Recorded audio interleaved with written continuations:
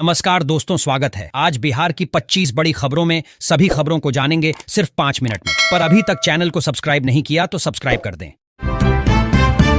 आज की पहली बड़ी खबर, पीएम मोदी की सीवान रैली पर प्रशासन अलर्ट, बिप्रसे के 25 अधिकारियों की तैनाती, सीएस ने की समीक्षा बैठक। प्रधानमंत्री नरेंद्र मोदी एक बार फिर बिहार दौरे पर आ रहे हैं। 20 जून को सीवान में बड़ी जनसभा करेंगे।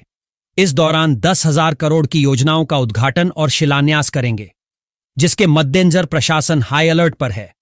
शनिवार को मुख्य सचिव अमृत लाल मीणा ने प्रधानमंत्री के बिहार दौरे के पूर्व तैयारियों की समीक्षा की। इस दौरान उन्होंने संबंधित जिलाधिकारियों को कई टास्क भी सौंपे। पीएम के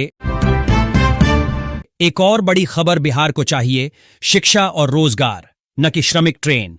प्रशांत किशोर गया। जी जनसुराज के सूत्रधार प्रशांत किशोर ने शुक्रवार को गया जिले के एक दिवसीय दौरे के दौरान एक प्रेस कॉन्फ्रेंस में प्रधानमंत्री नरेंद्र मोदी पर बिहार के साथ भेदभाव करने का आरोप लगाया।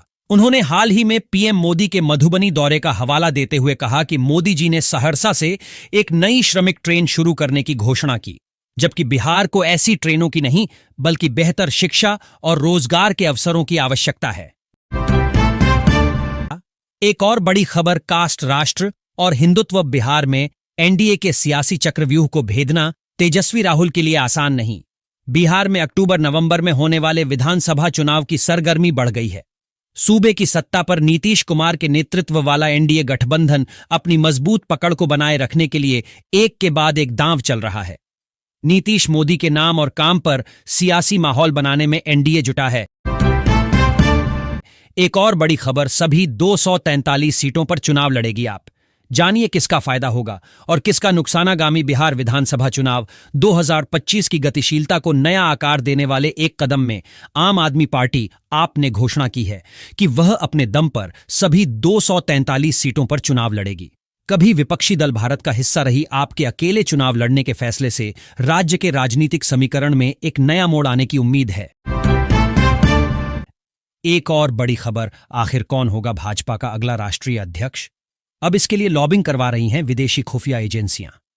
देश दुनिया की सबसे बड़ी राजनीतिक पार्टी भारतीय जनता पार्टी का अगला नया राष्ट्रीय अध्यक्ष कौन बनेगा, इसको लेकर राष्ट्रीय स्वयंसेवक संघ और भाजपा के वरिष्ठ रणनीतिकारों के बीच माथापच्ची जारी है। कहने को तो यहां तक बताया जा रहा है कि अगले 1 से 1.5 महीनों में यह प्रक्रिया पूरी हो सकती है, क्योंकि राज्यों में संगठन चुनाव अंतिम चरण में है। एक और बड़ी खबर, बिहार आरजेडी को मिलेगा नया प्रदेश अध्यक्ष। चुनाव से पहले पूर्व सांसद के नाम पर लग सकती है मुहर। बिहार आरजेडी के प्रदेश अध्यक्ष का नामांकन 14 जून को होना है। इस बीच सूत्रों से खबर मिली है कि शनिवार को मंगनी लाल मंडल नामांकन दाखिल कर सकते हैं। नामांकन प्रक्रिया, चुनावी प्रक्रिया की औपचारिकता पूरी होने के बाद नाम की घोषणा होगी। एक और बड़ी खबर, हम सब मिलकर चुनाव लड़ेंगे। चिराग के 243 सीटों पर चुनाव लड़ने की बात पर डिप्टी सीएम सम्राट चौधरी बोले। डिप्टी सीएम सम्राट चौधरी ने कहा है कि बिहार में विकास कार्य तेजी से चल रहा है और आने वाले समय में इसमें और तेजी आएगी। उन्होंने साफ कहा कि एनडीए गठबंधन पूरी एकजुटता के साथ आगामी विधानसभा चुनाव लड़ेगा। चिराग पासवान को लेकर उठ रहे सवालों पर उन्होंने कहा कि हम सब मिलकर चुनाव लड़ेंगे, गठबंधन में कोई असमंजस नहीं है। एक और बड़ी खबर, अब जमीन से जुड़े मामलों का झटपट होगा समाधान। सीओ और राजस्व कर्मचारी को मिला बड़ा आदेश। बिहार में जमीन से जुड़े मामलों का निपटारा करने को लेकर लगातार सरकार की ओर से आदेश दिए जा रहे हैं। ऐसे में लोगों को अब जमीन से जुड़े समस्याओं के समाधान के लिए जिला कार्यालय के चक्कर नहीं काटने पड़ेंगे। दरअसल अब सीओ और राजस्व कर्मचारियों के लिए आदेश जारी हो गया है। एक और बड़ी खबर, क्या इस जगह का नाम भी बदल जाएगा? गिरिराज सिंह के सामने विधायक ने रखी एक और डिमांड। केंद्रीय कपड़ा मंत्री गिरिराज सिंह ने बिहपुर के मड़वा गांव में बाबा बज्रलेश्वरनाथ धाम में पूजा अर्चना की और फिर एक जनसभा में भाग लिया।